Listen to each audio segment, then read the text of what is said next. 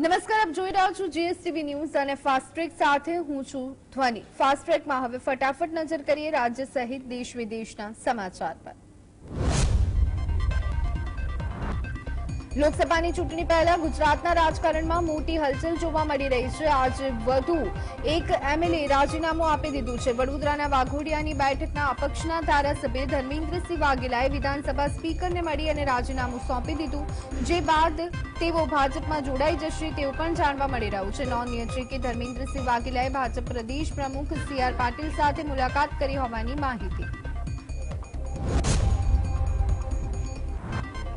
રાજકોટ શહેરમાં છેલ્લા 48 કલાકમાં 5 વ્યક્તિઓના હૃદયરોગના હુમલાના કારણે મોત નીપજ્યા। શહેરના અલગ અલગ વિસ્તારોમાં 22 વર્ષથી લઈ અને 51 વર્ષ સુધીની વ્યક્તિઓના હૃદયરોગના હુમલાના કારણે મોત થયા છે, જેમાં પ્રથમ બનાવમાં 22 વર્ષીય અજય સોલંકીના શનિવારે લગ્ન યોજાય તે પહેલા જ તેને આવેલો હૃદયરોગનો હુમલો જીવલેણ નીવડ્યો હતો।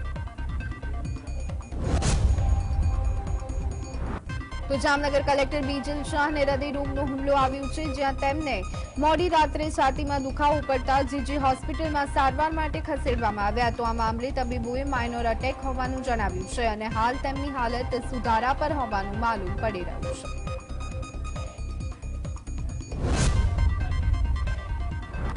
તો ડભોઈના માળીવગા વિસ્તારમાં 2 માળની જૂની ઇમારતોની એક સાઈડની દિવાલ ધરાશાયી થઈ હતી। આ દિવાલનો એક ભાગ એક્ટિવા ઉપર પડતા એક્ટિવાનો ફૂરચો બોલી ગયો હતો। ધડાકાભેર દિવાલ પડતા વિસ્તારમાં ગભરાહટનો માહોલ છવાયો, જો કે આ ઘટનામાં કોઈ જાનહાનિ થઈ નથી।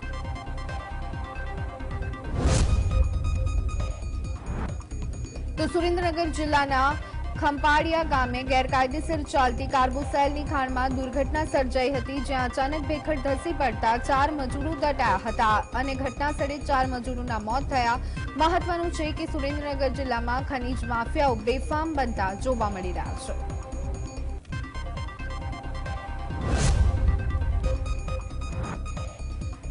તો ભારતના 75માં પ્રજાસત્તાક દિવસ નિમિત્તે police, fire service, home guard, civil defence અને સુધારક સેવાના કુલ 1132 કર્મચારીઓને શૌર્ય અને સેવા મેડલ એનાયત કરવામાં આવ્યા છે। 277 શૌર્ય ચંદ્રકમાંથી ગુજરાતમાંથી કુલ 17 પોલીસ કર્મચારી અને અધિકારીઓની મેડલની જાહેરાત કરવામાં આવી છે। તો ગુજરાતના 2 પોલીસ અધિકારીઓને પ્રેસિડેન્ટ મેડલ એનાયત કરવામાં આવશે। 15 પોલીસ કર્મીઓને વિશેષ સેવા મેડલ એનાયત કરાશે। કેશોદ શહેરમાં આયુષ્યમાન કાર્ડ લાભાર્થીઓને 2021માં ઓનલાઈન પ્રક્રિયા કરી હોવા છતાં હજી સુધી આયુષ્યમાન કાર્ડ ન મળતા તમામ લાભાર્થીઓએ રોષ વ્યક્ત કર્યો, જે બાદ લાભાર્થીઓને અર્બન હેલ્થ ઓફિસમાં આયુષ્યમાન કાર્ડ પડ્યા હોવાની માહિતી મળતા દરેક લાભાર્થીઓ અર્બન હેલ્થ કચેરીએ પહોંચતા જોવા મળ્યા હતા।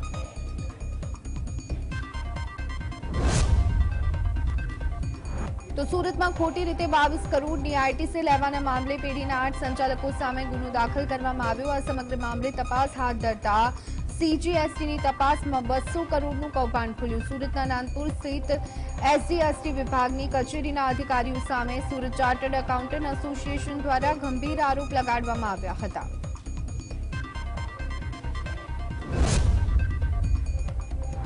વડોદરામાં હરણી બોટકાંડ મામલે મુખ્ય આરોપી Paresh Shah special investigating team સમક્ષ હાજર થયો। હરણી બોટકાંડના 6 દિવસ બાદ આખરે ગોપાલ શાહ બાદ વધુ એક આરોપી પરેશ શાહ પણ પોલીસ સકંજામાં આવી ગયો છે।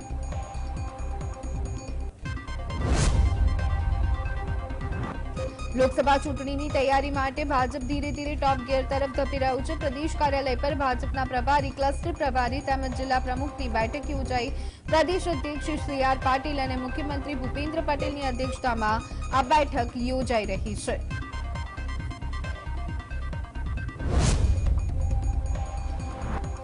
તો લોકસભાની ચૂંટણી જાહેર થઈ નથી, ત્યાં તો હવે અલગ અલગ સમાજના નેતાઓ પણ રાજકીય પક્ષોનું નાક દબાવવા માટે મેદાને પડેલા જોવા મળી રહ્યા છે। અંબાજીમાં ઉત્તર ગુજરાતના 2 ઓબીસી નેતાઓએ આવતીકાલે મોરચો માંડવાનું એલાન કર્યું છે। માલધારી સમાજના રઘુ દેસાઈ અને નવગણજી ઠાકુરે ઓબીસી સમાજના વિવિધ 10 મુદ્દાઓને લઈ અને રાજકીય પક્ષો સામે પડકાર ફેંકવાનું એલાન કરી દીધું છે।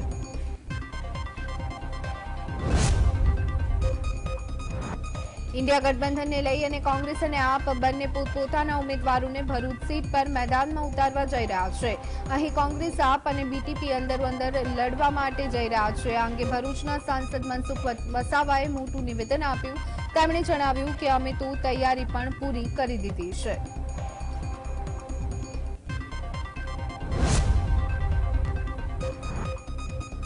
તો આ સાથે જ ગાંધીનગરના કમલમમાં ભાજપ પ્રદેશ અધ્યક્ષ સી.આર. પાટીલની હાજરીમાં કોંગ્રેસી નેતાઓનું દબદબાભેર સ્વાગત કરાયું। કોંગ્રેસ નેતા વિપુલ પટેલ અને તેમના સમર્થકો સાથે ભાજપમાં જોડાયા। વિપુલ પટેલ હિંમતનગર વિધાનસભાના કોંગ્રેસી ઉમેદવાર અને સાબરકાંઠા જિલ્લા કોંગ્રેસના પૂર્વ પ્રમુખ રહી ચૂક્યા છે। મૌધાના પૂર્વ ધારાસભ્ય ઇન્દ્રજીતસિંહ પરમાર ભાજપમાં જોડાતા જિલ્લા કોંગ્રેસ પ્રમુખ ચંદ્રશેખર ડાભીનું નિવેદન સામે આવ્યું। તેઓએ કહ્યું કે ઇન્દ્રજીતસિંહ ધારાસભ્ય હતા ત્યારે પણ પાર્ટી વિરોધી તેમનું વર્તન હતું। તેમના જવાથી કોંગ્રેસને નુકસાન નહીં થાય। તો લુણાવાડાના ધારાસભ્ય ગુલાબસિંહ ચૌહાણે કોંગ્રેસમાંથી પોતાના રાજીનામાની વાતને પાયાવિહોણી ગણાવી દીધી છે। ગુલાબસિંહે કહ્યું કે કોંગ્રેસ પક્ષ મને લોકસભાની ટિકિટ આપશે તો હું ચૂંટણી લડીશ। જો હું જીતીશ તો ધારાસભ્ય પદેથી રાજીનામું આપીશ। ભાજપમાં જોડાવાની વાત એકમાત્ર અફવા છે।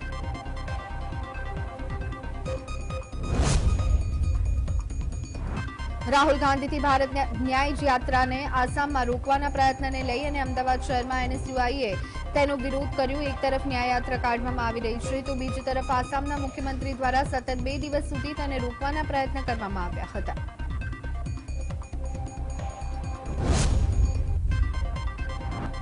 હણીબોટ કાંડના આરોપી પર શાહી ફેંકાઈ કોર્ટ બહાર। આરોપી વિનીત કોટિયાનું મોઢું કાળું કરાયું। કોંગ્રેસના યુવા નેતા કુલદીપ વાઘેલાએ આરોપી વિનીત પર કાળી શાહી ફેંકી। પોલીસે કુલદીપસિંહ વાઘેલાની ધરપકડ કરી। હણીબોટ કાંડનો આરોપી વિનીત કોટિયાના 7 દિવસના રિમાન્ડ મંજૂર। તો કડીમાં 18 વર્ષીય વિદ્યાર્થીનું હાર્ટ એટેકના કારણે મોત થતા પરિવારમાં શોકનો માહોલ। થોર રોડ વિસ્તારમાં રહેતો મિકેનિકલ એન્જિનિયરિંગનો વિદ્યાર્થી સોસાયટીના કોમન પ્લોટમાં બાંકડા પર બેઠો હતો। તે દરમિયાન એકાએક હૃદયરોગના હુમલાથી તેનું કરુણ મોત થયું હતું, જે સમગ્ર ઘટના સીસીટીવી કેમેરામાં કેદ થતી જોવા મળી હતી।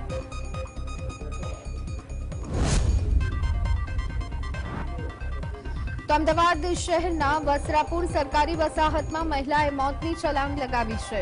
13મા માળેથી મહિલાએ પડતું મૂકી અને આપઘાત કરી લેતા અરેરાટી વ્યાપી ગઈ હતી। 47 વર્ષીય અમીષાબેન ફળિયા નામની મહિલાએ બહારથી આવી અને સરકારી વસાહત ફ્લેટના D1 ટાઈ બ્લોક એ વિંગમાં આવી અને આપઘાત કર્યો।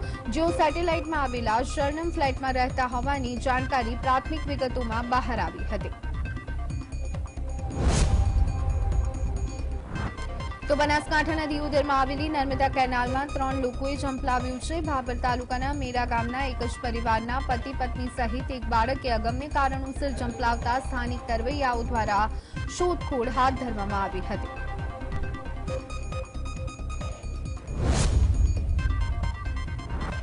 તો સુરત જિલ્લાના પલસાણા તાલુકાના શેઢાવ ગામે હોમગાર્ડ કિશન રાઠોડની હત્યાનો ભેદ ઉકેલાઈ ગયો છે, જ્યાં હત્યા પાછળ બુટલેગરો હોવાનું પોલીસને પ્રાથમિક તબક્કે જાણવા મળ્યું અને 3 દિવસની તપાસ બાદ આખરે પોલીસ હત્યારાઓ સુધી પહોંચી હતી। બાતમીના આધારે પોલીસે 4 જેટલા આરોપીઓની ધરપકડ કરી લીધી હોવાનું પણ માલુમ પડી રહ્યું છે। તો દહેજના જોલવામાં થયેલા મારામારીના બનાવમાં ફરાર કોંગ્રેસ અગ્રણી સુલેમાન પટેલની એલસીબીની ટીમ દ્વારા ધરપકડ કરવામાં આવી છે। ગત નવરાત્રીના તહેવાર દરમિયાન 5 જેટલા આરોપીઓએ સુલેમાન પટેલના કહેવાથી એક યુવક પર તીક્ષ્ણ હથિયાર વડે હુમલો કરી અને ફરાર થયા હતા, જેમાં પોલીસે ગુનો નોંધી અને 5 લોકોની અટકાયત કરી હતી। તો નવસારી જિલ્લામાં ફરી એકવાર દારૂબંધીના ધજાગરા જોવા મળ્યા। જલાલપોર તાલુકાના વેસમા ગામે લગ્ન પ્રસંગમાં બિયરનું ટીન માથા પર લઈ અને નાચતા જલાલપોર તાલુકા પંચાયતના સભ્ય મિનીશ પટેલનો વિડીયો વાયરલ થયો હતો। જીએસટીવી આ વાયરલ વિડીયોની પુષ્ટિ કરતું નથી।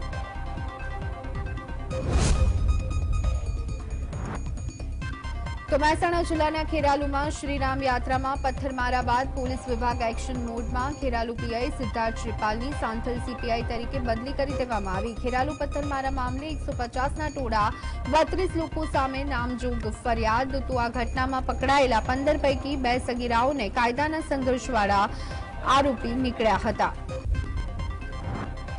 તો પાદરના માસર ગામે રહેતા લઘુમતી કોમના 5 યુવાનોની અટકાયત કરવામાં આવી છે। યુવાનોએ ભુજ ગામમાં થયેલા પથ્થરમારાની ઘટનાને લઈ અને સોશિયલ મીડિયા મારફતે બે કોમ વચ્ચે ઉશ્કેરાટ ફેલાય તેવી વિવાદિત પોસ્ટ કરી છે, જે અંગે પોલીસે ગુનો નોંધી તમામ આરોપી સહિત મોબાઈલ કબજે કરી વધુ તપાસ હાથ ધરી છે।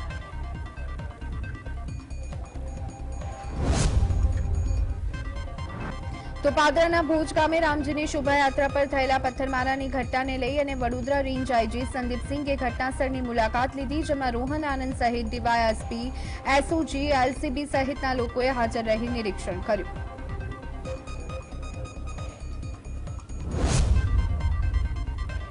રાજકોટ ક્રાઇમ બ્રાન્ચે સટ્ટાકાંડના આરોપીઓને ઝડપી પાડવામાં સફળતા મળી। આ સમગ્ર મામલે એસીપી સાયબર ક્રાઇમ વીએમ રબારીએ મહત્વપૂર્ણ ખુલાસો કર્યો।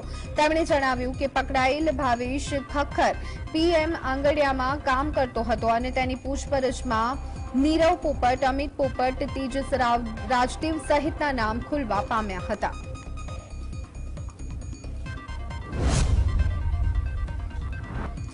સુરેન્દ્રનગર એસઓજી બ્રાન્ચે ખાસ ઓપરેશન હાથ ધરી જામનગરના એક શખ્સને ચોટીલા નજીક ગાંજા સાથે ઝડપી પાડ્યો। સુરેન્દ્રનગરથી બાઇક પર ગાંજો લઈ જતું હતું ત્યારે બાતમીના આધારે કાંધાસરના બોર્ડ પાસે પોલીસે તેને દબોચી લીધો। 1.900 ગ્રામ ગાંજો બાઇક અને આરોપીની પોલીસે અટકાયત કરી હતી।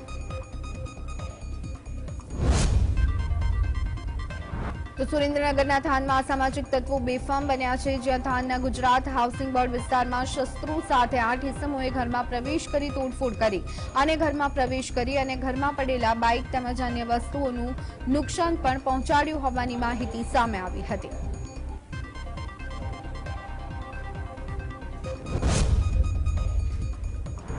સાબરકાંઠાના વિજયનગરમાં બીઓબી આગળની 20,000ની ઉચાપતની ઘટના સામે આવી, જ્યાં જિલ્લા પંચાયત સભ્યના માતાની થેલીમાંથી 20,000ની ઉચાપત થઈ।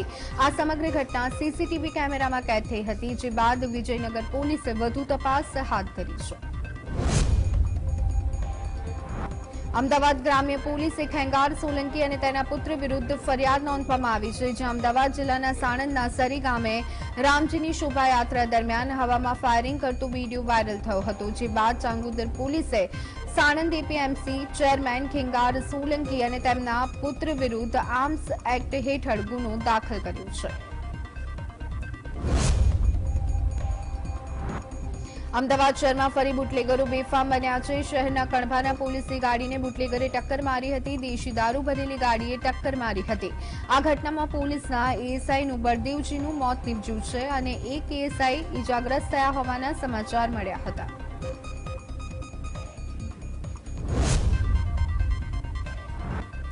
તો સાયલા લીંબડી નેશનલ હાઈવે પર ગેસ ભરેલું ટેન્કર પલટી ગયું હતું, જેને પગલે તાત્કાલિક ફાયર બ્રિગેડની ટીમ તૈનાત કરવામાં આવી હતી। ટેન્કરને ક્રેનથી ઊભો કરવાનો પ્રયત્ન કરવામાં આવ્યો હતો અને તે દરમિયાન ટેન્કરમાંથી ગેસ ગળતરની શક્યતા હતી। ડ્રાઈવરે સ્ટીયરિંગ પરથી કાબુ ગુમાવતા મોરવાડ ગામના પાટિયા પાસે ટેન્કરે પલટી ખાધી હતી।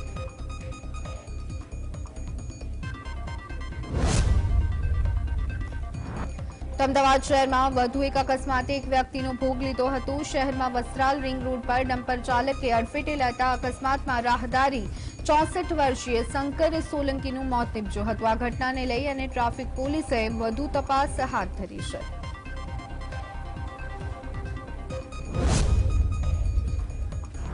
શક્તિ, ભક્તિ અને આસ્થાના પ્રતીક સમા પ્રસિદ્ધ શક્તિપીઠ અંબાજી ખાતે જગતજનની મા અંબાનો પ્રાગટ્ય દિવસ પોષી પૂનમ ધામધૂમથી ઉજવવામાં આવી રહી છે, જ્યાં અંબાજી મંદિર ખાતે વહેલી સવારે મંગળા આરતી કરવામાં આવી, જેમાં મોટી સંખ્યામાં ભક્તો જોડાયા હતા। અરવલ્લી જિલ્લાના સુપ્રસિદ્ધ યાત્રાધામ શામળાજી ખાતે આવેલી પોષી પૂનમ નિમિત્તે વહેલી સવારથી ભક્તોનું ઘોડાપુર ઉમટ્યું છે। વહેલી સવારથી કડકડતી ઠંડીમાં પણ ભગવાન શામળિયાના દર્શન માટે માનવ મહેરામણ ઉમટ્યું છે। પોષી પૂનમ એટલે અંબાજી માતાનો પ્રાગટ્ય દિવસ, ત્યારે આ પૂનમનું અનેરું મહત્વ રહેતું હોય છે। તો આ તરફ અમદાવાદના નગરદેવી માં ભદ્રકાળીના મંદિરમાં પણ પોષી પૂનમના દિવસે વિવિધ જાતના શાકભાજી અર્પણ કરવામાં આવ્યા। આજનો દિવસ શાકંભરી નવરાત્રીનો અંતિમ દિવસ હોવાના કારણે માતાજીને શાકભાજી ધરાવવામાં આવ્યા હતા। તો આજના દિવસે ભક્તોએ માતાજીના દર્શન કરી અને ધન્યતાની લાગણી અનુભવી હતી। ઉપલેટામાં આગામી 26 જાન્યુઆરી પ્રજાસત્તાક પર્વની ઉજવણી થવાની છે, ત્યારે આ કાર્યક્રમને લઈ અને જિલ્લાના ઉચ્ચ અધિકારીઓ ઉપલેટા ખાતે પહોંચી અને કાર્યક્રમનું રિહર્સલ તેમજ નિરીક્ષણ કર્યું, જેમાં રાજકોટ જિલ્લા પોલીસ વડા, ઇન્ચાર્જ કલેક્ટર સહિત વિકાસ અધિકારી પણ ઉપસ્થિત રહ્યા હતા.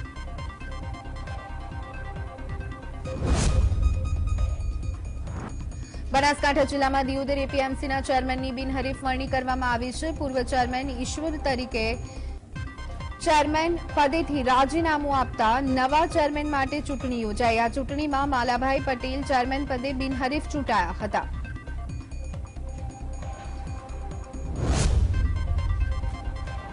અંબાજી મંદિરમાં વિશ્વ કલ્યાણ અર્થે ગણેશ યાગ અને હોમાત્મક મહાસચંડી યજ્ઞનું આયોજન કરવામાં આવ્યું. 51,000 આહુતિઓ, 1,100 લાડુ તેમજ માલપુઆ સહિત 108 અલગ અલગ દ્રવ્યોનો અભિષેક કરવામાં આવ્યો. 2 દિવસ સુધી ચાલનારા આ યજ્ઞમાં સમગ્ર મંદિર પરિસરમાં ભક્તિમય માહોલ જામ્યો હતો. તો મોરબી જિલ્લાની હોસ્પિટલમાં પ્રથમ અંગદાનનો કિસ્સો સામે આવ્યો છે. મોરબીની ખાનગી હોસ્પિટલમાં કચ્છના ભુજના જીકડી ગામના 15 વર્ષીય શિવમ ખાસાના અંગોનું દાન કરતા 4 લોકોને નવજીવન મળશે. શિવમના કિડની, ફેફસા, લીવર સહિતના અંગોનું દાન કરવામાં આવ્યું. 8 દિવસ પહેલા મગજની બીમારીના કારણે શિવમને મોરબીની ખાનગી હોસ્પિટલ ખાતે દાખલ કરવામાં આવ્યો હતો. અમદાવાદ મ્યુનિસિપલ સ્કૂલ બોર્ડ દ્વારા ધોરણ 8માં અભ્યાસ કરતી વિદ્યાર્થીનીઓને દત્તક લેશે, એટલે કે 8 ધોરણ બાદ તેઓને આગળ ભણવા માટે જરૂરી મદદ કરશે. બુધવારે રજૂ કરવામાં આવેલા સ્કૂલ બોર્ડના બજેટમાં જોગવાઈ કરવામાં આવી. સ્કૂલ બોર્ડ દ્વારા ધોરણ 8 સુધીનું શિક્ષણ આપવામાં આવે છે, ત્યારે ધોરણ 8 પછી જે વિદ્યાર્થીની આગળ ભણવા માંગતી હોય તેઓને નગર પ્રાથમિક શિક્ષણ સમિતિ દ્વારા મદદ કરવામાં આવશે. અંબાજી ખાતે ઉજવાતા પોષ મહિનાની પૂર્ણિમાના પર્વ નિમિત્તે સમગ્ર મંદિરને રંગબેરંગી ફૂલોથી શણગારવામાં આવ્યું છે. જ્યાં દેવસ્થાન ટ્રસ્ટ અને શ્રી ધાર્મિક ઉત્સવ સેવા સમિતિ દ્વારા આ પર્વ ધૂમધામથી ઉજવવામાં આવે છે. સુખડી પૂર્ણિમાની શોભાયાત્રા માટે 2100 કિલો સુખડીનો પ્રસાદ અંબિકા વિશ્રામ ગૃહ ખાતે તૈયાર કરવામાં આવ્યો છે. 2024ની લોકસભા ચૂંટણી પહેલા ભારતીય જનતા પાર્ટી નવા યુવા મતદારોને આકર્ષવાનો પ્રયાસ કરતી જોવા મળી. આ અંતર્ગત વડાપ્રધાન નરેન્દ્ર મોદીએ ગુરુવારે 5000 સ્થળોએ લોકો સાથે વાતચીત કરી હતી. નવા મતદારો સાથે વાત કરી, જેમાં પીએમ મોદીએ સંબોધન કરતા કહ્યું કે આ નવા મતદારોને સલામ કરવાનો કાર્યક્રમ છે. આજે રાષ્ટ્રીય મતદાતા દિવસ છે. હું તમને બધાને ખૂબ ખૂબ અભિનંદન આપું છું. તમે બધાને સાથે એક જવાબદારી નિભાવવાની છે. હું જાણું છું કે તમારી ઉંમર ત્યાં કોઈ પણ નવી શરૂઆત માટે ઉત્સાહ હોય છે. તમારે તમારા નામ મતદાર યાદીમાં નોંધાતાની સાથે તમે લોકશાહીનો એક મહત્વપૂર્ણ ભાગ બની જાઓ છો. આ વાતને સમજવાની છે. રાષ્ટ્રીય મતદાતા દિવસે મતદારોને સંબોધન દરમિયાન વડાપ્રધાન મોદીએ જણાવ્યું કે જ્યારે દેશમાં પૂર્ણ બહુમતી સરકાર હોય છે, ત્યારે નીતિ અને નિર્ણયમાં વધુ સ્પષ્ટતા હોય છે. આનો પ્રભાવ વૈશ્વિક સ્તરે પણ પડે છે. જ્યારે હું વિશ્વના મોટા મોટા મહાનુભાવો અને નેતાઓને મળું છું અને તેમની સાથે હાથ મિલાવું છું, ત્યારે માત્ર મોદી હાથ નથી મિલાવતો, પરંતુ 140 કરોડ દેશવાસીઓ મારી સાથે ઉભા હોય છે. આ બાબત વિશ્વને પ્રભાવિત કરે છે. તો વડાપ્રધાન મોદીએ વર્ચ્યુઅલ સંબોધન દરમિયાન જણાવ્યું હતું કે મને ખુશી છે કે દેશના યુવાનો દેશમાં હાજર કેટલાક પડકારોને સારી રીતે સમજી ગયા છે. આ માટે તેઓ ભ્રષ્ટાચાર અને પરિવારવાદની વિરુદ્ધ છે. પરિવારવાદ એક એવી બીમારી છે જે દેશના યુવાનોને આગળ વધતા અટકાવે છે. પરિવારવાદવાળી પાર્ટીમાં બીજા યુવાનો ક્યારેય આગળ નથી વધી શકતા. પરિવારવાદવાળી પાર્ટીના નેતાઓના વિચાર યુવા વિરોધી હોય છે. આ માટે દેશના યુવાનોને પોતાના મતની તાકાતથી આવી પરિવારવાદી પાર્ટી હરાવવી જોઈએ. તો દિલ્હીના મુખ્યમંત્રી અરવિંદ કેજરીવાલે જણાવ્યું કે આપણે સાંભળીએ છીએ કે ભારતને 5 ટ્રિલિયનની ઇકોનોમી બનાવવાની વાત કરવામાં આવે છે, પરંતુ આપણે એવો વિકાસ કરવો પડશે કે જેનો લાભ 140 કરોડ દેશવાસીઓ સુધી પહોંચે. કેજરીવાલે દાવો કર્યો છે કે છેલ્લા 75 વર્ષમાં દેશમાં એવું મોડેલ ઊભું કરવામાં આવ્યું હતું જેમાં વિકાસના મોટાભાગના લાભ માત્ર કેટલાક લોકો સુધી મર્યાદિત રહી જાય છે, જ્યારે મોટાભાગના લોકો ગરીબ રહી જાય છે. અર્થતંત્રમાં ટ્રિકલ ડાઉન થિયરી વિશે વાત કરવામાં આવે છે, જેમાં અમીર વર્ગના લોકોથી ગરીબ સુધી પૈસા પહોંચવાની વાત કરવામાં આવે છે, પરંતુ આવું થતું નથી. 6 વખતની વર્લ્ડ ચેમ્પિયન અને 2012ની ઓલિમ્પિક મેડલ વિજેતા મેરી કોમે બુધવારે બોક્સિંગમાંથી નિવૃત્તિની જાહેરાત કરી 41 વર્ષીય કોમે કબૂલ્યું હતું કે તે હજુ પણ ચુનંદા સ્તરે રમવા માટે ભૂખી છે, પરંતુ વયમર્યાદાના કારણે તેને નિવૃત્તિ લેવાની ફરજ પડી છે। એક ઇવેન્ટ દરમિયાન 41 વર્ષીય મેરી કોમે કહ્યું કે મેં મારા જીવનમાં બધું જ હાંસલ કર્યું છે, મને હજુ પણ સ્પર્ધા કરવાની ભૂખ છે, પરંતુ આંતરરાષ્ટ્રીય બોક્સિંગ ફેડરેશનના નિયમો મને આમ કરવાની મંજૂરી આપતા નથી।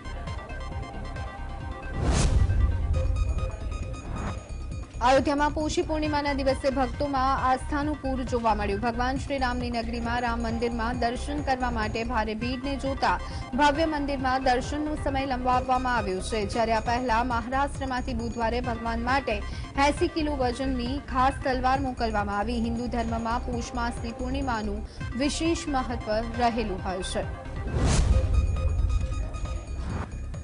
તો ઉત્તરાખંડના જોશીમઠમાં જમીન ધસી પડવાની ભીતિવાળા 145 જોખમી ઝોનને ઓળખી કાઢવામાં આવ્યા છે। ગત વર્ષે જોશીમઠમાં તિરાડો પડવાના કારણે 1000થી પણ વધુ રહેણાંક અને કમર્શિયલ સંકુલમાં રહેનારાઓને બીજે શિફ્ટ કરવા પડશે। સેન્ટ્રલ બિલ્ડર રિસર્ચ ઇન્સ્ટિટ્યૂટે જમીનમાં તિરાડોને લઈ અને 14 ધસી રહેલા ઝોનને ઓળખી કાઢ્યા છે, તેમજ આ વિસ્તારમાં રહેતા લોકોને વળતર આપવું પડશે અથવા તો બીજે ખસેડવા પડશે તેવી ભલામણ કરી છે। હવે સરકારે આ દિશામાં નિર્ણય કરવાનો છે।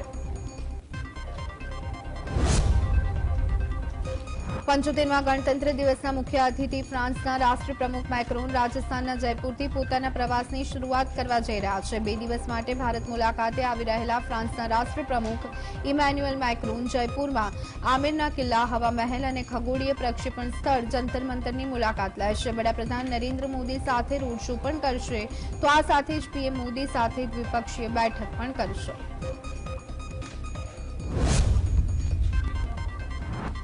તો દિલ્હી સહિત ઉત્તર ભારતમાં શીતલહેરમાં રાહતના સમાચાર મળશે તેવી શક્યતા ઓછી છે। ગુરુવારે સવારે રાષ્ટ્રીય રાજધાની ફરી એકવાર ધુમ્મસની ચાદરમાં લપેટાયેલી જોવા મળી હતી।